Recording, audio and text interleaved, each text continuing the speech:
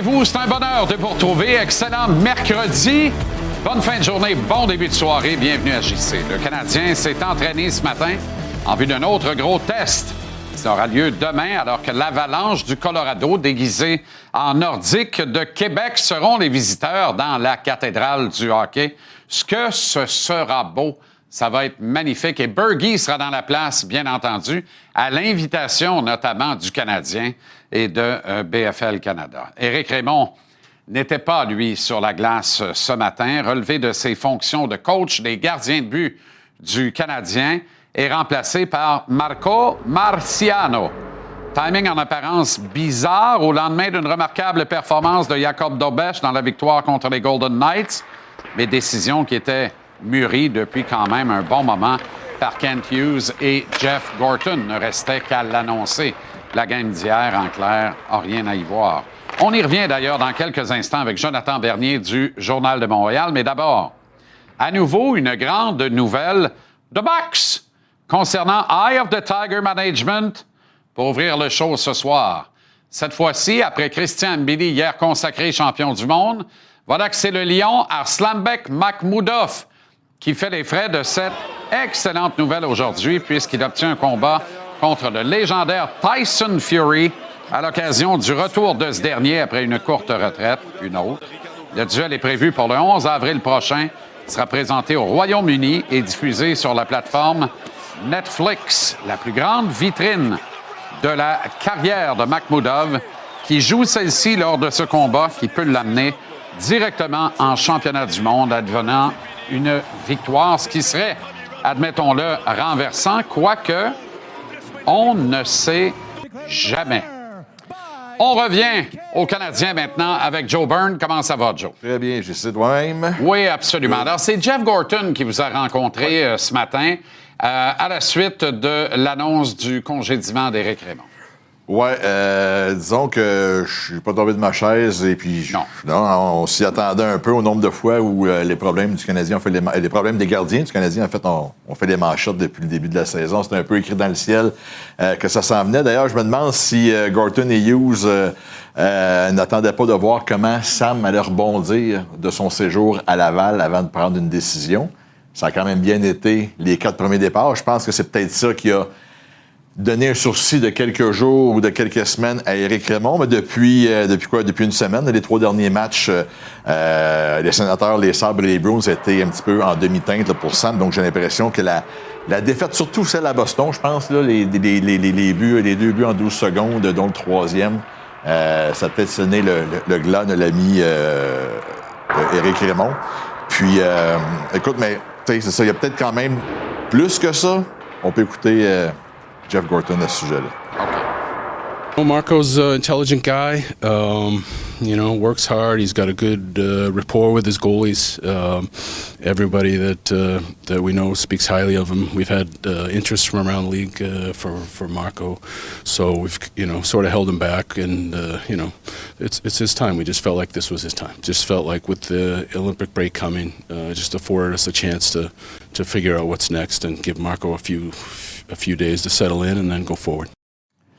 Bon, ce que ça dit aussi, c'est que l'évaluation que la direction fait de l'équipe en place, c'est qu'elle est à un bon endroit, mais elle pourrait être encore mieux située si on avait de la constance entre les poteaux. C'est donc dire qu'on est satisfait de ce que l'on voit de façon générale, sauf devant le filet. Alors, c'est pour ça qu'on cible Éric Raymond et qu'on le remplace par Marco Marciano. Si on avait congédié Éric Raymond en milieu de saison, il y a 2 ans, alors que le club pédalait dans la boîte, puis s'en allait nulle part, puis les victoires-défaites comptaient pas, là, on pourrait attaquer la réputation d'Éric Raymond ou sa qualité d'entraîneur. Aujourd'hui, il est juste victime des plates circonstances. Il fallait apporter une nouvelle voie, apporter un changement. Et je pense que c'est un changement qui est aussi un vote de confiance à Samuel Montembeault parce que les deux se connaissent bien. Alors, il y a quelque chose d'intéressant. Là. C'est ça. On a eu peur de perdre Marciano au profit d'une autre équipe, possiblement à la fin de la saison. Et quand il dit, Jeff Gorton, que ça va lui donner le temps de s'installer, faut pas oublier que pendant la pause olympique, le Canadien il va commencer à se réentraîner à partir du 17 février.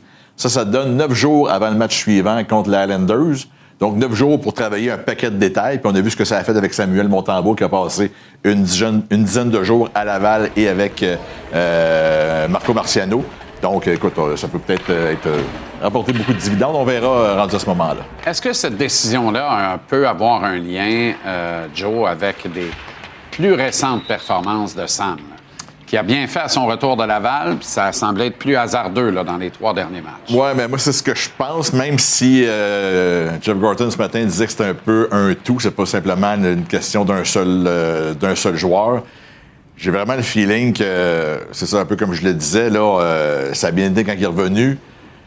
Je pense qu'il a étiré le séjour il a permis d'étirer le séjour d'Éric Raymond à Montréal.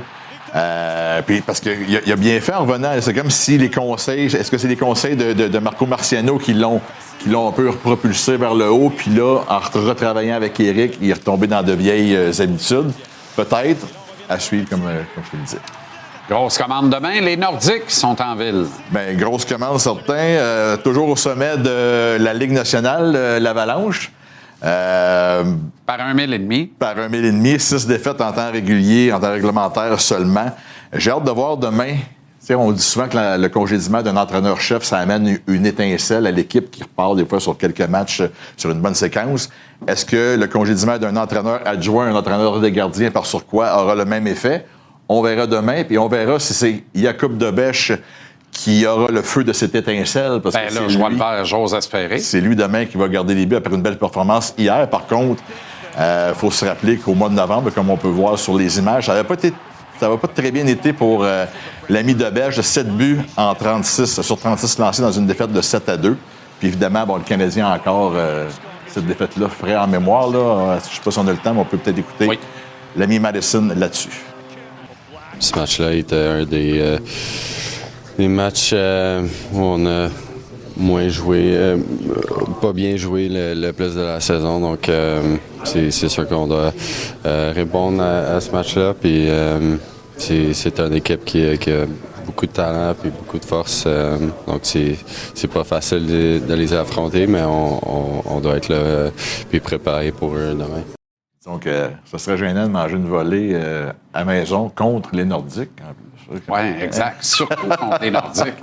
Dis-moi en terminant, ton gut feeling là, de ce que tu as vu ce matin, là, c'est fragmentaire, là, il y a peu d'images. De ce que j'en ai vu, je vois un Sam redynamisé à travailler avec Marciano. Ouais. Et Dobeš m'a semblé, lui, un peu plus mi-figue, mi-raisin, genre... Qu'est-ce qui s'est passé là? T'sais? Ben, écoute... Parce que Dobeš, qu'on le veuille ou non, a des stats cette année là, qui sont intéressantes. En termes de moyenne de buts alloués puis de pourcentage d'efficacité, non, mais il gagne des games. Bien, il gagne des games, mais ça n'empêche pas, comme on le disait hier, qu'il goal crush, à part le match d'hier où il était très, très solide, très, très square devant son filet. Donc, je pense que l'arrivée de Marciano pourrait l'aider à ce niveau-là. Puis ils ont travaillé ensemble. T'sais, Marciano, c'est le gars qui a travaillé avec les goalers du Canadien depuis je pense, c'est 2013 ou 2014. Ça fait 9 ans qu'il est à Laval. Exactement. Fait, il est arrivé avec le Rocket en même temps que le Rocket est arrivé à Laval. Donc, il a tout vu la croissance de ces gardiens-là. Puis il a travaillé avec Sam quand Sam était jeune aussi, certains étés, là, quand Sam avait 16-17 ans. Donc, je pense que ça va amener une nouvelle dynamique à ce niveau-là. Merci, Joe. On te lit dans le Journal de Montréal et le Journal de Québec avec grand plaisir. Merci bien. Salut. Salut. Maxime Lapierre, y'avait pas peur,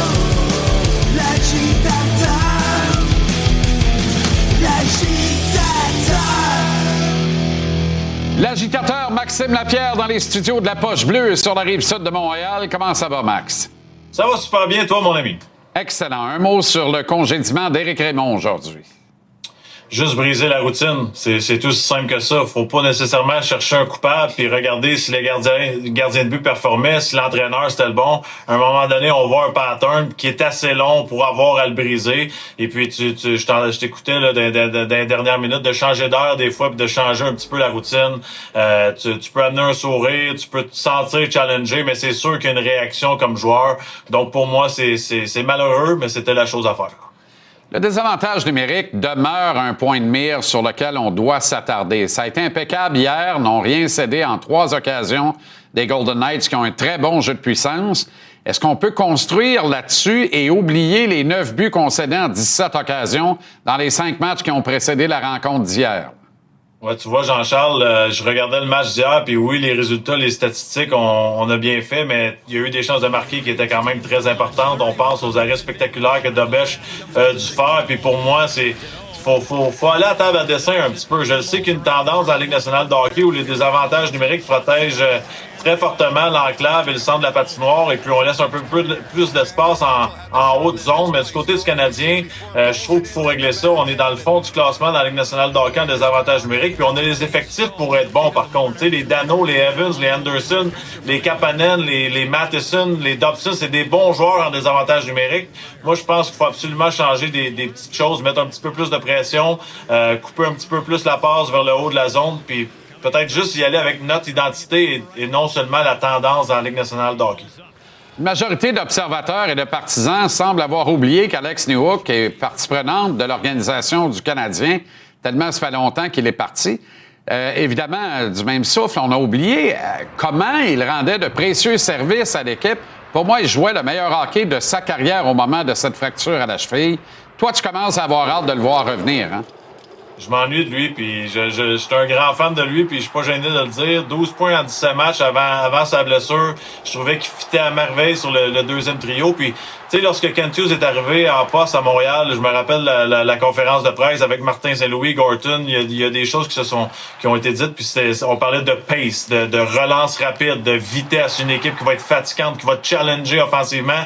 Je trouve que ça fit l'identité de Newhook du côté de la vitesse. Tu sais, c'est difficile d'affronter ces joueurs-là qui sont toujours dans ta face, comme on dit, qui sont toujours là en échec avant, qui sont toujours là en repli défensif. Même si c'est pas le plus grand marqueur de but de l'histoire du Canadien de Montréal, il amenait un petit quelque chose. Il avait une présence. Tu sais, ce gars-là amenait des joueurs au combat, comme Brendan Gallagher le fait un peu. Tu n'avais pas le choix de suivre son pace puis de patiner un petit peu plus vite pour arriver dans la structure. Puis je trouve qu'il manque aux Canadiens en ce moment, sans dire que c'est pas la même équipe sans lui. On a besoin d'un Newhook dans l'alignement si on veut passer à l'étape suivante, qui est de créer une distance sérieuse dans le classement pour arrêter de penser à la ligne du wild card puis des séries éliminatoires, puis juste se concentrer sur l'avantage de la glace à la place. Dans la catégorie, il y a trop de derrière pour le nombre de chaises de disponibles. Par contre, une fois tout le beau monde revenu, il faut faire des choix. Moi, j'ai l'impression qu'avant longtemps, pour tout ce qu'on en a dit, c'est-à-dire voici une copie plus pâle, mais une copie intéressante d'Alex Newhook, il va y avoir un Alex de trop, Newhook ou Texier. Avant longtemps, on va arriver là. Ouais, tu me poses une colle parce qu'en ce moment, je sors pas les deux. Je vais garder Texier et Newhook dans l'alignement avant Dak. Ça, c'est sûr et certain. Puis si, malheureusement... Bonne chance de sortir Dak de l'alignement. Qu'est-ce qu'on va dire? Comment on va expliquer ça à Dak puis au reste de l'équipe? Et on marche des œufs, là. C'est là qu'on voit, Jean-Charles, que la solution naturelle, c'est une transaction. Ça règle beaucoup de problèmes, une transaction. C'est quantité pour qualité de mon côté. On a des joueurs qui peuvent satisfaire des besoins d'autres organisations. On peut en envoyer à tonnes en retour de quelqu'un peut-être qui va nous aider, ou un contrat à long terme où on est mal pris dans une autre organisation, que ça ne fit pas avec le timing de la reconstruction ou de la construction, peu importe comment on peut appeler ça. Moi, je pense qu'on peut régler ça avec une transaction. Un mot sur Josh Anderson, Max. Tu voudrais que... Parce qu'il nous montre des belles choses certains soirs. Est-ce que tu es de mon avis, il devrait jouer comme ça tous les soirs? Parce que son style de jeu, il n'y a rien d'extravagant là-dedans. C'est toutes des affaires assez basiques. Le gars devrait être capable, avec une règle d'engagement minimale, d'offrir le même rendement soir après soir, ce qu'il ne fait pas, là. Non, 100%, puis je dis pas qu'il joue mal, au contraire, tu sais, qu'il joue quand même bien. Par contre, je trouve que la ligne est mince entre être un acteur qui supporte le groupe et l'acteur principal. Puis je pense que s'il veut, il est capable de faire partie de la catégorie des acteurs principaux avec ses mises en échec, son patin. Puis des fois, tu sais, Jean-Charles, je l'ai joué ce rôle-là d'une certaine façon. Les joueurs de profondeur, des fois, on devient paresseux dans notre tête en se disant, j'ai fait ma petite job, je suis là pour ça, puis c'est bien satisfaisant. Puis il y a des soirs que tu te dis, ben tu sais quoi, peut-être qu'avec un petit but, puis des chances de marquer de plus, puis d'en donner juste un petit 5% de plus, peut-être que je peux amener mon équipe à être une meilleure équipe. Puis les joueurs comme moi, comme Anderson, les gars d'énergie, on le fait souvent en série, mais pourquoi pas le faire là quand ça compte vraiment au classement? On peut pas se permettre d'échapper des matchs. Donc, c'est très simple pour moi. Je veux qu'Anderson passe de la catégorie soutien à acteurs principaux à sa façon. OK, Max. Merci infiniment. Bonne soirée à la Poche Bleue, puis à très bientôt. Salut, mon ami. Salut.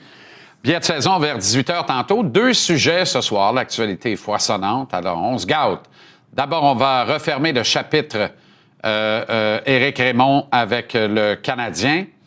Et puis, deuxième sujet, il y avait encore des représentants des Blues de Saint-Louis hier soir au match du Canadien sur la passerelle.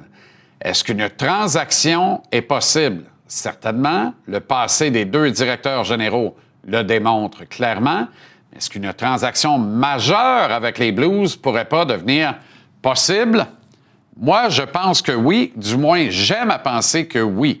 Et avant de dire « laisse faire le PlayStation », il se complète encore quelques transactions blockbuster, des transactions majeures et structurantes dans la Ligue nationale, particulièrement avec une équipe en recherche de besoins spécifiques versus une équipe qui reconstruit. Je vous présente le Canadien et les Blues au billet de saison à 18h tantôt. On s'arrête en pause. Au retour, le baseball majeur poursuit son association avec TVA Sport. On en parle avec l'excellent Denis Casavant. Marinaro s'en vient dans 15 minutes pile poil. Merci d'être là.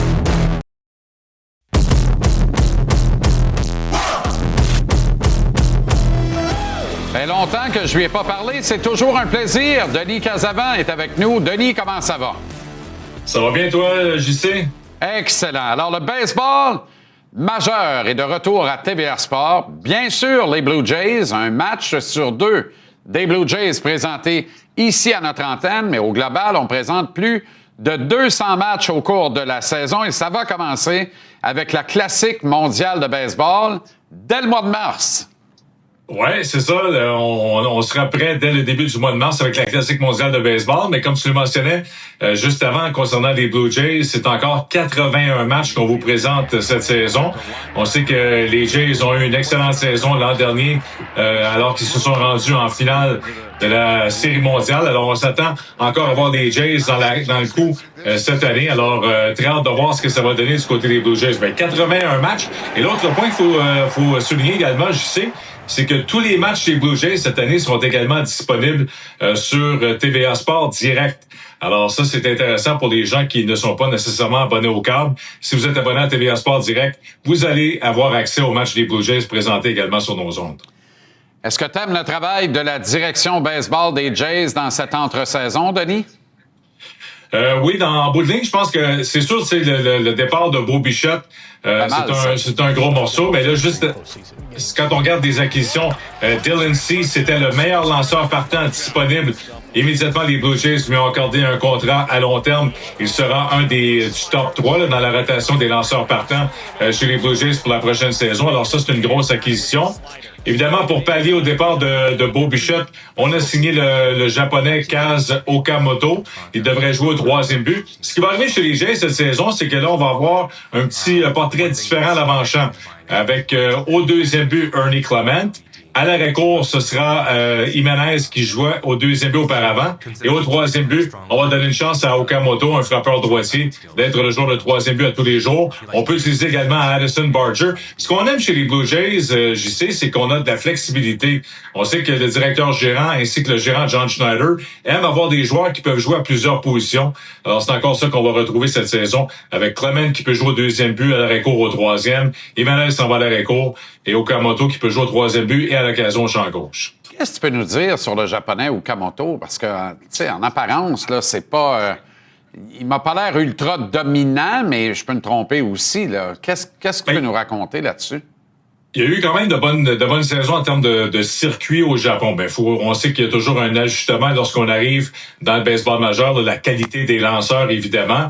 Mais ce qu'on s'attend chez les Blue Jays, c'est à peu près une vingtaine de circuits, 80 points produits. On a hâte de le voir défensivement. Il a déjà gagné un gant d'or au Japon au premier but et au troisième coussin. Alors, j'ai hâte de le voir au camp d'entraînement, là, justement, à jouer au troisième but à tous les jours avec les Jays. Mais on pense qu'il peut quand même donner un rendement d'environ 20 circuits, 80 points produits du côté des Jays cette saison. Bon, avant de dire il est parti, n'en parlons plus. D'une dernière sur Beau Bichette. Dans le fond, il n'y a personne qui a perdu connaissance en apprenant ça, là. Non. Tu sais, les Blue Jays avaient comme un choix à faire au début de l'année. On avait Bichette et Guerrero qui étaient joueurs autonomes. On a opté pour Guerrero, qui était le joueur franchi. Je pense qu'on s'est pas trompé de donner un contrat à long terme à Vladimir Guerrero Jr. Dans le cas de Bo Bichette, avait un petit peu ralenti, évidemment, avait été blessé l'an dernier, ça avait fait mal. Offensivement, c'est un très bon joueur, mais je pense que on ne le voyait plus vraiment comme un joueur d'arrêt-court régulier. Alors, maintenant, il va jouer au 3e but avec les Mets. Les Mets aussi, là, on voit pas Bo Bichette comme joueur d'arrêt-court. On a Francisco Lindor. Alors, Bichette devra prendre une nouvelle position dès le début du camp d'entraînement. Il va jouer au 3e but avec les Mets. Mais non, comme tu as mentionné, c'est pas vraiment une surprise que Bichette se retrouve ailleurs pour la saison 2026. OK, parlons de la classique mondiale de baseball maintenant. Les États-Unis vont littéralement donner la réplique à la Dream Team de basket de l'époque. On se rappelle de ça. Mettons qu'ils ne sont pas piqués des verres. Ouais, comme on dit en français, on s'est pacté un club cette année. Je pense qu'on se souvient encore, tu sais, souviens-toi de la finale il y a 3 ans, le Japon contre les États-Unis. Ça se termine avec Shohei Ohtani qui s'amène en relève et qui retire son coéquipier Mike Trout sur 3 prises. Le Japon qui gagne le tournoi, les États-Unis terminent 2e. Alors là, ce qu'on voit là, depuis 3 ans, c'est que c'est beaucoup plus facile de convaincre les superstars là, des joueurs américains à participer maintenant à cette classique mondiale. Tu sais, ça se passe pendant le camp d'entraînement, ça se passe au mois de mars. Alors, au lieu de jouer un match à Fort Lauderdale ou un match en Floride, tu as une chance de jouer pour ton pays dans un tournoi maintenant qui est beaucoup plus prestigieux. Aaron Judge a été le premier à accepter l'invitation du côté des États-Unis. On voit des joueurs de premier plan comme Kyle Schwarber, Cal Raleigh, le receveur des Mariners, qui a 60 circuits l'an dernier. Kyle Schwarber. Au monticule, on va voir Paul Skeens, on va voir Tarik Skubal. Et d'ailleurs, on a dévoilé aujourd'hui, regarde l'image de Aaron Judge en capitaine America avec le chandail des États-Unis. C'est le capitaine de l'équipe. Alors, je pense qu'on va avoir encore la meilleure édition de cette classique mondiale de baseball cette année, parce que le Japon revient en force aussi. Là. Le Japon revient avec Shohei Ohtani. On revient avec Yamamoto. On se souvient de lui dans la série mondiale face aux Blue Jays. Okamoto, le nouveau venu des Blue Jays, va jouer également pour la formation japonaise. La République dominicaine, on a Vladimir Guerrero Jr. qui sera là, bien sûr. Et le Canada va être représenté, va tenter de se qualifier pour les quarts de finale. Ce sera un peu plus difficile. On aura quand même la chance de voir quelques joueurs québécois au sein de l'équipe canadienne, dont Otto Lopez. Alors, je pense qu'on va avoir cette année la meilleure édition de cette classique mondiale de baseball. Et heureusement, on a 26 matchs qui seront présentés à partir du 4 mars prochain. Sur les ondes de TVA Sport. Ça se termine le 17 mars avec la finale. Alors, pour les amateurs de baseball, là, vous pouvez suivre ça à compter du début mars. 26 matchs au total sur nos ondes. Moyenne de 2 matchs par jour et un peu plus même en moyenne. C'est extraordinaire. Et le baseball a compris ce que le hockey avait compris puis a arrêté de comprendre. Les meilleurs tournois internationaux, c'était Coupe Canada. C'était présenté en marge des camps d'entraînement au mois de septembre. C'était sensationnel. Bien là, il y a l'IHF qui, elle, veut rien savoir de devancer ou de déplacer ces championnats du monde de hockey senior qui seraient sensationnels, présentés à chaque année au mois de septembre. C'est une autre histoire. Merci infiniment. Je pense que c'est la meilleure formule avant la saison. Sinon, ça serait au match des étoiles, mais là, ça serait un petit peu trop compliqué. Mais au mois de mars, comme je disais tantôt, au lieu de jouer un match qui veut rien dire dans la Ligue des Pamplemousses, on va aller jouer la Classique mondiale. Salut, Denis. Merci infiniment. Merci, JC. Ça arrête en pause. Marinaro s'en vient. Au retour des messages au Colisée. Restez là.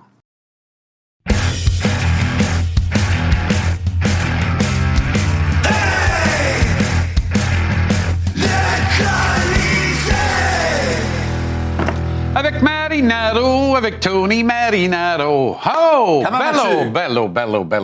Ça va bien? Tu es très en beauté ce soir. Oui. Et tu allé chez le matin? Parce que j'ai vu Bergie dans le corridor, il arrivait de chez Ménic. Ah oui, il arrivait de chez Ménic. Oui, mais on dirait que tu es allé aussi. Tu as rafraîchi tout ça. Là. Je suis allé au barbier il y a une couple de jours de ça, mais c'était plutôt mon barbier à Ville-la-Salle. C'était pas Ménic cette fois-ci, mais j'ai déjà visité Ménic, que j'apprécie beaucoup. Bien sûr. Un talent, c'est un artiste, Ménic. Qu'est-ce qu'il fait, là? Comment il fait, là, encore avec les ciseaux et tout, là? Il n'y en a pas grand monde qui font ça de même. Non, puis il ne reste pas grand place où tu peux te faire la barbe à la lame. Exact. Et ça, c'est un art de haute méditation. On le salue, je le recommande fortement. Aller chez Ménic, c'est une expérience. Voilà. Une expérience d'un vie. Oui, puis trouvez-moi ces photos. Bonne chance. Éric Raymond est congédié. Un homme perd sa job. C'est pas drôle. Jamais. Mais dans le contexte actuel, je pense que tout le monde a le discernement de comprendre qu'il est juste victime des circonstances et que ça n'a rien à voir avec sa compétence. Écoute, il travaille dans la Ligue nationale depuis longtemps. Il travaille avec le Canadien depuis 5 ans. Ouais. Il a déjà travaillé avec les Rangers. Évidemment, tu n'arrives pas à ce niveau-là sans être compétent.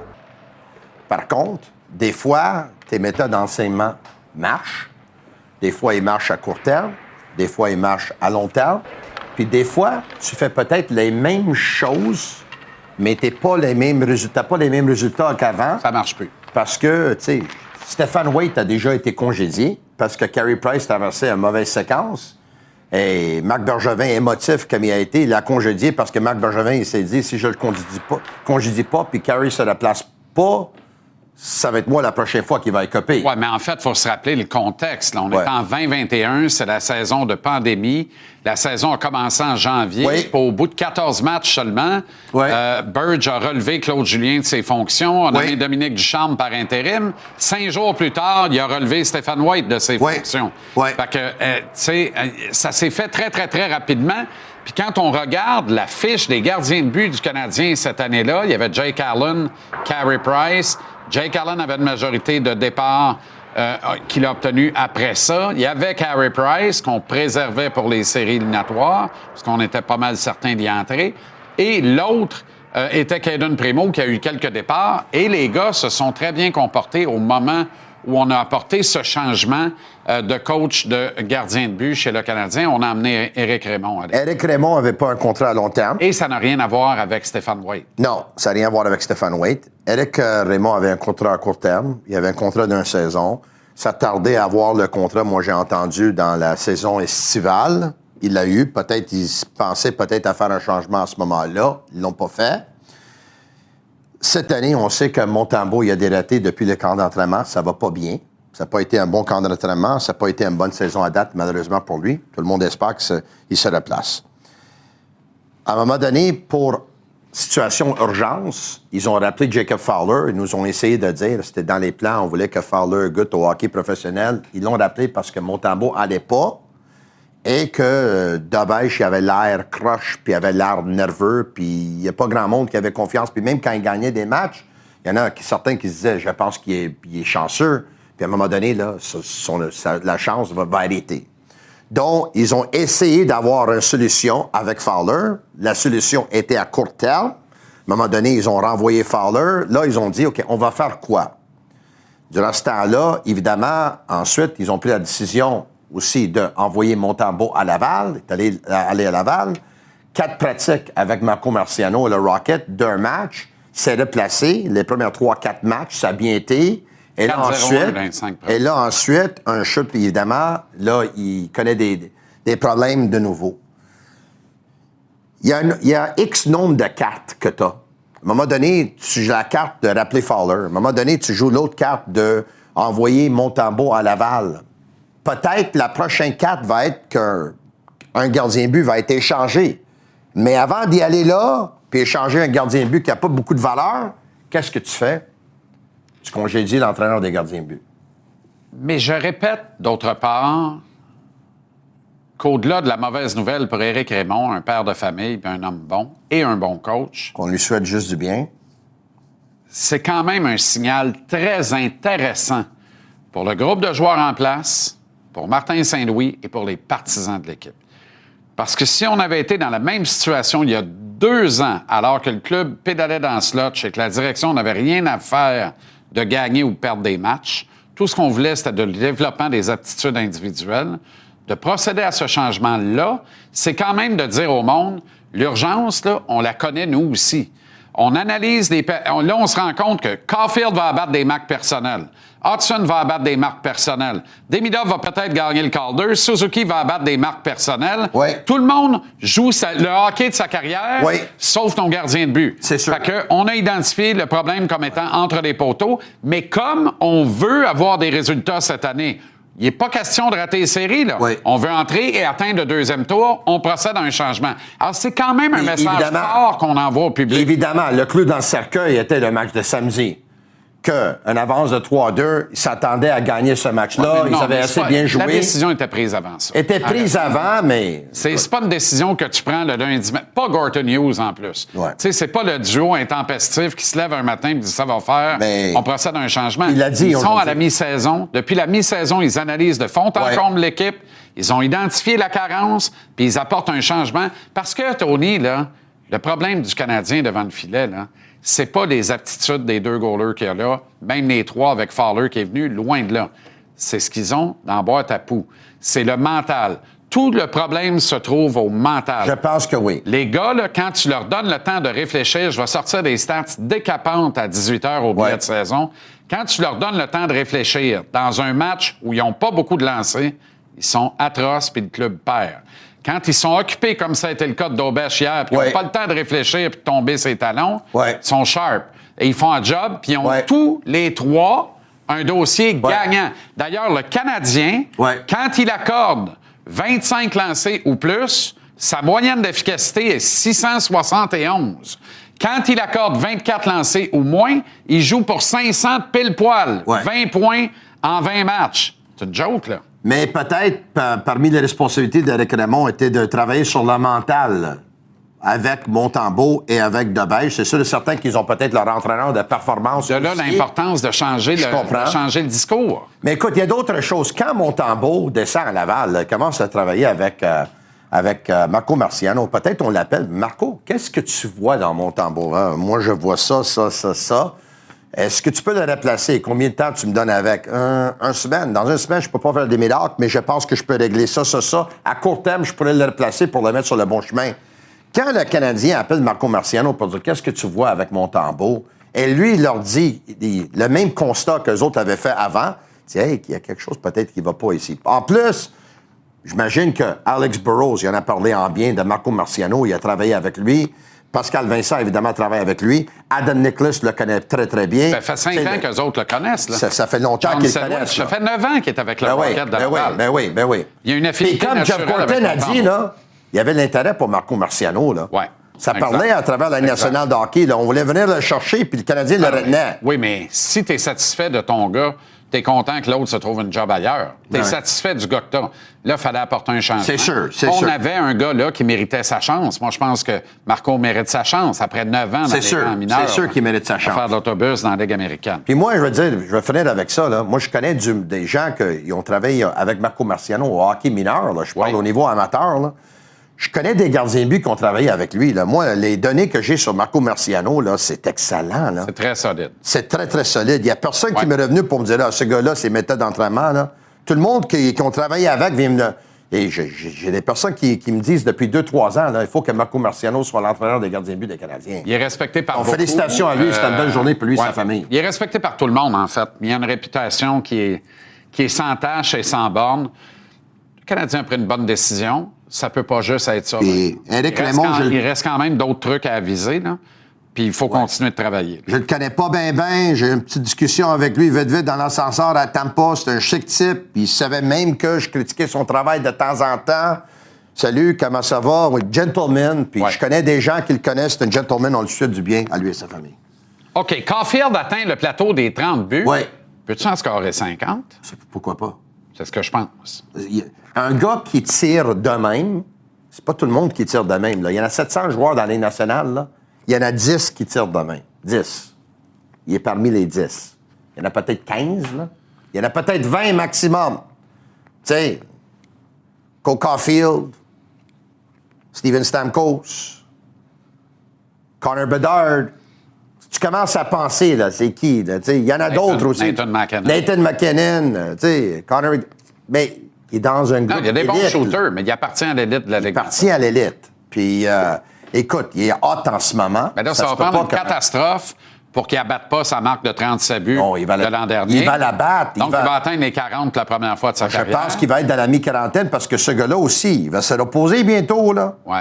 Puis quand il va revenir, il va être gonflé à bloc. Au moins qu'évidemment, on fait appel à ses services des États-Unis parce qu'il est un réserviste. Ben, parce qu'un moment donné, on dégèle, puis on dit, ben là, attends une minute, là, on va emmener Caulfield. Ce gars-là, il va en marquer 50. Tu regardes sa progression. Ouais. Puis, tu sais, Martin Saint-Louis, il faut donner crédit à Martin. Martin, quand il y en a qui capotaient parce que Cole Caulfield il avait fait un chute de production à un moment donné, il y a quelques années de ça, il dit, écoute, un instant, arrête, là. Je suis en train de faire, j'ai un projet avec lui. D'améliorer je suis en train de en faire un joueur de hockey, un joueur de pas juste 200 un pieds. scoreur. Imagine si Caulfield est le premier depuis Stéphane Richer a marqué 50 buts, que Suzuki est le premier depuis Mats Naslund a amassé 100 points. Naslund avait fait 110 en 86. Extraordinaire. Là. Ouais. Mais personne ne l'a refait. Vincent D'Anfos a barré à 98. Ouais. Puis personne depuis Naslund a amassé 100 points ou mieux. Puis personne depuis Richer a scoré 50 buts. Ouais. C'est fort, là. Faut le faire, là. Ouais. Et imagine si on gagne un deuxième trophée Calder de suite, parce que je commence à y croire pas mal, surtout si Kapanen secoue sa torpeur, là, parce qu'on est rendu à 1 point en 9 matchs. 110, ça va être difficile pour battre pour Nick Suzuki, au moins que... Non, pas 110, mais pas le 100. Oui, le 100, il va le poigner. Ça fait... Si c'est pas cette année, il va le poigner l'année prochaine. Mais le record de 110 de Mats Naslund, s'il va avoir la difficulté à le battre, au moins que Slavkovski est là à temps plein ou un Demidov à temps plein. Pour pas jouer à la rotation, là, la rotation, là... Pour Jordan Kyrou. Non, je ne pense pas. En passant, Il y avait encore, les Blues étaient encore très bien représentés hier soir sur la passerelle. Oui, ça, je sais, avec Dave Taylor. C'est pas juste une affaire des charmes de Montréal, puis on met Montréal sur la liste. C'est drôle, j'en ai parlé avec Pierre Maguire hier soir lors de mon podcast, puis bien, on dit Dave Taylor, il emmène large avec Armstrong, le directeur général des Blues de Saint-Louis. Là. C'est un conseiller senior, là. C'est pas le gars qui lave la vaisselle pour les Blues qui était là sur la Galerie Price hier. Là. Puis, donc, de plus en plus de gens pensent qu'à Saint-Louis, tout est possible. Kyrou, Robert Thomas, Parayko. Écoute, là, il y a un coup à jouer parce qu'il y a un corridor de communication qui est ouvert entre les deux organisations. Ouais. Puis, Parayko, c'est le partenaire idéal pour les Blues ne regrettent pas du tout la transaction Mailloux et Bolduc. Je pense que le Canadien Ils ont accordé un nouveau contrat à Mailloux, d'ailleurs. Je pense que le Canadien ne le regrette pas non plus. Puis en passant, j'aime Bolduc depuis quelques matchs. Je trouve qu'il commence à jouer avec une certaine énergie. Je trouve qu'il commence à réaliser que la situation, là, il y a des gars qui reviennent. Moi, je peux perdre ma place. Et là, je vois plus d'urgence. Puis même là, il n'a pas été fantastique hier, mais je l'ai mis sur un trio avec Kirby Dach. Je trouve que les deux, ils s'imposent, ils utilisent leur physique, ils vont au net, ils donnent des mises en échec. Il y a quelque chose d'intéressant, là. Il n'y a rien comme une transaction gagnant-gagnant pour mettre la table pour en compléter une autre. Puis c'est pas vrai qu'il n'y a plus de transactions blockbuster dans la Ligue nationale. Il y en a encore. Il y en a moins. Mais le Canadien, depuis 2 ans, la date limite des transactions, ils en font pas. Non, ils ont envoyé avant. Jake Allen. Ils font avant. Mais qui a envoyé qui? Jake Allen à 3 heures moins 1 minute. Oui, ils ont échangé Sean Monahan. Ils ne font pas des grandes transactions. Allez chercher Alexandre Carrier. Mapalicious au retour. Salut! Mapalicious. Ooh, ooh, ooh. Mapalicious. Ooh, ooh, ooh. Toujours plus. Mapalicious. Ooh, ooh, ooh. So delicious. Mapalicious. Ooh, ooh, ooh. Mapalicious. Regardez-moi ce beau Brumel. Marc-André Perreault, comment ça va? Top shape, t'es magnifique. Ça me fait plaisir de te voir. C'est pas une journée qui est nécessairement joyeuse. Non, pour toi qui connais bien Éric Raymond. Ben oui, Éric Raymond, qui est une personne que je respecte énormément. Moi, j'ai pas le chum facile. Là, dans la vie, il y en a, c'est mon chum. Je veux dire, c'est pas mon chum, mais on se voyait souvent sur la galerie de presse, sur la route. Ça donnait souvent qu'on allait aux cartes à dessert ensemble, puis on avait une petite jasette. Puis c'est un gars tellement gentil, tellement humble, respectueux. C'est un papa extraordinaire.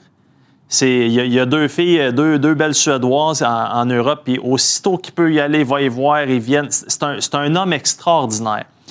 C'est un ami, on en parlait pendant la pause, c'est un ami personnel de Martin, du coach. Puis j'ai trouvé ça super intéressant, la clip de Martin, justement, aujourd'hui, qui le mentionnait. Il dit, tu sais, c'est pas facile, là. C'est mon chum, ce gars-là. Mais il y a quelque chose de bien là-dedans, puis c'est Kent Hughes et Jeff Gorton qui ne gèrent pas avec les émotions. Puis ça, j'en parle depuis longtemps. On en parle, là, je suis pas le seul, là, je suis pas extraordinaire pour ça. Mais c'est une autre preuve que cette équipe-là est gérée, oui, émotivement, dans le sens qu'on est des bons, je pense qu'on est des bons êtres humains, là. En fait, pas je le pense, j'en suis certain, mais on gère une équipe et l'objectif, c'est la victoire, puis des fois, ben, malheureusement, il faut que tu tasses des chums. Fait que, puis on s'en parlait tantôt, c'était inévitable. T'as beau aimer Éric Raymond le plus fort que tu peux, si tu connais le hockey le moindrement, tu sais que ce gars-là était sur un siège éjectable. Ouais. Est-ce que là, pas commencer à dire qu'il était pourri puis tout, parce que je veux dire, il a amené Sam Montembeault l'année passée à des sommets. Il a fait de lui un gardien de la Ligue nationale de hockey. Il n'est pas devenu mauvais, mais ses goalers l'ont été. Fait que ça en prend un qui paye. Puis en fait, j'asais avec Renaud tantôt. Puis il dit là, la pression, là, oui, elle est sur le groupe, mais tu sur Montembeault puis Dobèche, tu penses? Les autres, là, t'as plus de billes. Là. Tes billes sont toutes utilisées. Oui, mais en même temps, moi, je pense que les deux kids veulent bien faire, ne veulent que bien faire. Dobèche fait relativement bien d'ailleurs. En tout cas, il gagne. Il gagne. Il trouve une façon et il gagne. Mais oui, ça veut dire qu'on pointe le rendement des gardiens de but comme étant le talon d'Achille de l'équipe cette saison. Ouais. Mais parce que les gardiens ont coûté combien de points de classement? J'ai essayé de faire l'exercice aujourd'hui. Ça donnait combien? Tu sais, j'arrive à -7 par rapport aux points qu'ils ont gagnés presque à eux seuls. Là. Tu parles des goalers? Oui, j'arrive à -7. Fait que tu ajouterais 7 points de classement avec une performance normale, digne de celle de l'an dernier. Digne du meilleur qu'ils sont capables d'offrir. Comme hier, Dobèche a été très comme bon. Sam dans la défaite à Washington. Qui était très bon. Tu comprends? On a ramassé un point là. Mais ils ont pas volé de match. C'est un des points pour. Mais ils n'ont pas volé de match. Bien, ils en ont volé une coupe, mais pas assez. Pas comme Sam l'année passée, à 52 arrêts à Toronto, le premier soir de la saison d'un blanchissage. Je veux pas être de mauvaise foi, puis c'est peut-être de la sémantique, mais je me souviens pas que les goalers ont volé un match. Ils ont été très bons là, certains soirs. Là. Ils n'ont pas juste été mauvais, là, mais voler un match... La défaite à Washington, là, si Slav n'échappe pas 2 palettes dans le slot en troisième période et en prolongation, tu n'as pas l'impression que si on sort de là avec le 2 points, on le met à la fiche de Monty ce soir-là? Oui. Là-dessus, je suis avec toi, mais tu sais, là, je veux pas... il l'a pas volé, il l'a pas eu. Tu sais, c'est aléatoire, là. Mais honnêtement, là, on me suggère Dobèche hier. Il a été très bon. Dobèche a été le meilleur de l'équipe hier. Il a été très bon. Tu sais, il veut revoir le deuxième but, mais en même temps, il en a sauvé 4.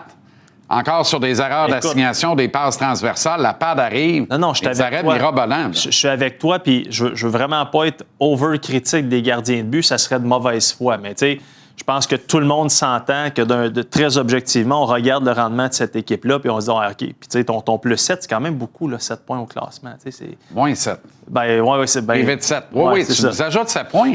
Je veux dire, on négocie avec le Lightning de Tampa Bay, là, pas avec les équipes repêchées. Voilà. Fait que, tu sais, mais en même temps, tu sais, c'est quoi mon niveau de jugement dans une affaire de même? Je suis sentimental, je suis trop. On ne le saura jamais. C'est pas scientifique, là. Non, mais tous les coachs comptent là-dessus. Absolument. Pat Burns le disait. Si ton goaler ne te procure pas 10 points de classement que tu es capable de dire à soir, si c'est pas lui, on n'a pas beaucoup, hein, de 2 points. C'est beaucoup 10. Ben, 10 par année, non. C'est 5 victoires. 5 matchs volés. Voilà. Tu sais, puis voler, le plus bel exemple, je reviens à ça, là, Montembeault à Toronto, match numéro 1 de la saison passée. Ah oui, il y avait 50 lancés, 50 arrêts, blanchissage d'1-0. Ça serait, mon Dieu que ça serait le fun s'il pouvait revenir demain. Mais on s'en parlait hier, puis tu sais que j'ai toujours été un élève studieux. J'espère que mes enfants écoutent. Je faisais mes devoirs. Tu as fait tes devoirs? J'ai fait mes devoirs. Sur les taux d'efficacité des gardiens. Il va falloir revoir nos standards à la base. Exactement. Puis je pense que la question est formulée de la meilleure des façons. Il faut revoir à la baisse. Du moins, c'est comme des époques, si on veut. Là, tantôt, on était émotif. Est-ce qu'on a le tableau en régie qu'on... OK, on n'a pas le tableau. Heureusement...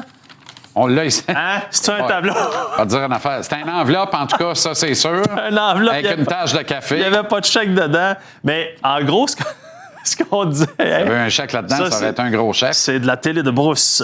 Ce qu'on disait hier, c'est que les gardiens de but dans la Ligue nationale ne sont pas mauvais, mais disons que le pourcentage d'efficacité des équipes est pas très, très bon. Hier, il y avait seulement 6 équipes que le taux d'efficacité combiné était de 900 ou plus. Exact. Ils sont rendus à 7 parce que les Kings ont eu un bon match hier. Fait que présentement, il y a 7 équipes avec un pourcentage d'efficacité de 900. Oh là, désolé, vous allez avoir ma grosse face longtemps parce qu'on était supposé avoir un tableau. Mais bon, à la fin... Plaisir de te dire d'en revenir.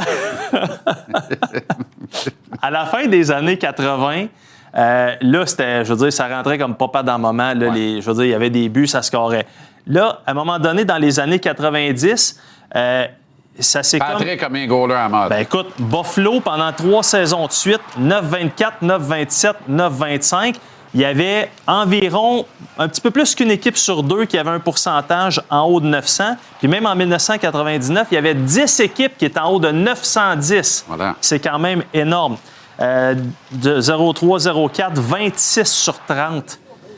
On a eu du 29 sur 30 aussi. Fait que, tu sais, les 900, quand on disait que c'était la barrière psychologique, C'était le standard. c'était le minimum. Un moment donné, le standard a même été établi à 910. Exactement. Fait que là, Là, il est baissé à 8,90. Ben là, ça a baissé. Depuis, je te dirais, 3 saisons, là, on voit quelque chose qui est quand même assez marqué comme chute. Puis là, ben, comme je te le disais hier, on est à 7 sur 32. C'est pas beaucoup. Est-ce qu'on va revoir à un moment donné une remontée? C'est-tu des montagnes russes ou c'est vraiment qu'on a pris la décision du côté de la Ligue nationale? Puis je pense qu'on s'en parlait hier, puis c'était ça. On veut des buts. On veut des buts, on veut de l'attaque. Puis le spectacle est là. Mais bref, tout ça pour dire qu'il y a eu des années 29, ben écoute, 29 en 2015-2016, 29 équipes sur 30 qui étaient en haut de 900. C'est extraordinaire. C'est ça. Fait que, Et là, bref, on est à 7 ce soir. on est à sur 7 32. ce soir. Ça peut baisser encore. Sur 32. Sur 32. Fait que voilà. Non, mais sur 32. Attends, on me dit à l'oreille sur 32. Exact. OK. Exact. Ben, si on avait eu un tableau, on aurait pu le savoir. Là. S'arrêter sur 32 aussi. Ouais. Salut. Salut, man. Dans l'œil du chat, Félix Séguin au retour. Au billet de saison, 2 sujets, je pense, modestement d'intérêt. Le Tigre Michel Bergeron s'en vient. On ira rejoindre Anthony Martineau. Avalanche, sénateur sur nos ondes ce soir. Renaud et Phil tantôt.